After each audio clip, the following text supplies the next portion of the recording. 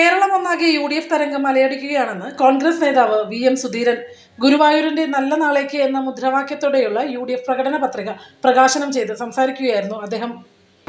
കേരളം മുഴുവൻ UDFിന് അനുകൂലമായ ഒരു അന്തരീക്ഷമാണ്. ഞാൻ ഈ കഴിഞ്ഞ ദിവസങ്ങളൊക്കെ കേരളത്തിന്റെ പല ഭാഗത്തും തിരുവനന്തപുരത്തുണ്ടായിരുന്നു, തൃശ്ശൂർ പല സ്ഥലങ്ങളിലും പോയി, ആലപ്പുഴ പോയി, പല സ്ഥലങ്ങളിലും ഞാൻ പോയിരുന്നു.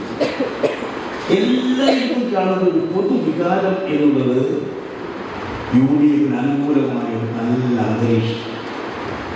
ഒന്ന്, എത്രയോ തെരഞ്ഞെടുപ്പ് നമ്മൾ കണ്ടിട്ടുണ്ട്, എത്രയോ തെരഞ്ഞെടുപ്പുകളിൽ പങ്കാളിയായിട്ടുണ്ട്.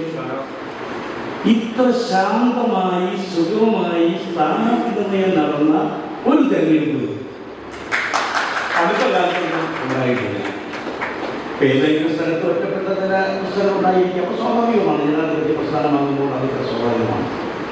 പക്ഷെ അതിലേക്കൊന്നും പോകാതെ വളരെ കൃത്യമായി സ്ഥാനാർത്ഥി നിർണയം മികച്ച സ്ഥാനാർത്ഥികളെ അവതരിപ്പിച്ചുകൊണ്ട് ഐക്യജനാധിപത്യ മുന്നണി ഈ തവണ ഗുരുവായൂരിലെ സമ്മതിദായകരെ ജനങ്ങൾ അംഗീകരിക്കുന്നു എന്നത് നമുക്ക് അഭിമാനത്തോടു കൂടി ഓർക്കാൻ സാധിക്കും. ഇങ്ങനെ നല്ലൊരു സ്ഥാനാർത്ഥി നിർണയം നടത്തിയ ഗുരുവായൂരിലെ UDF നേതൃത്വത്തെ, കോൺഗ്രസ് നേതൃത്വത്തെ ആദ്യമായി ഞാൻ ഹാർദമായി അഭിനന്ദിക്കുന്നു.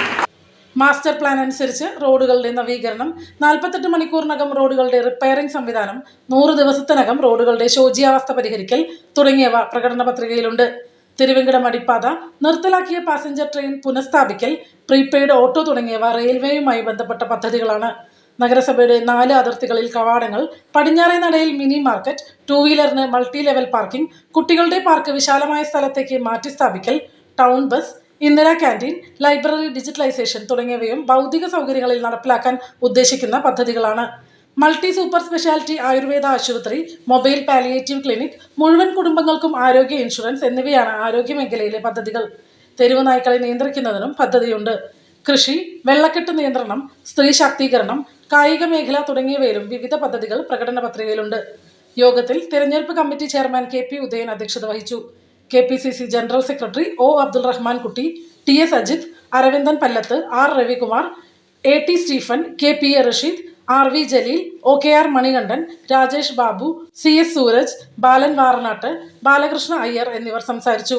സ്ഥാനാർത്ഥികളെ സുധീരൻ ഹാരാർപ്പണം നടത്തി.